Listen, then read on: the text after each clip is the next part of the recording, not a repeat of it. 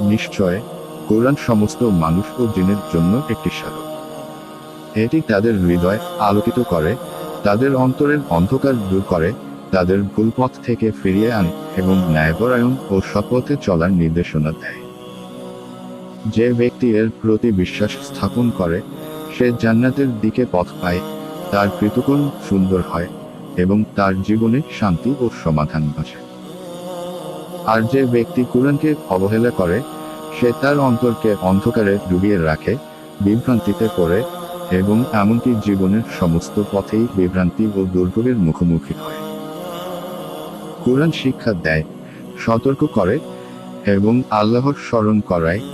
এটি এমন একটি আলো যা বিশ্বাসীকে নীরব নিঃশ্বাসে শান্তি দেয়, পাপ ও অশ্লীলতা থেকে বিরত রাখে এবং তার জীবনকে পূর্ণ করে সৎকর্ম, ন্যায় ও করুণার মাধ্যমে।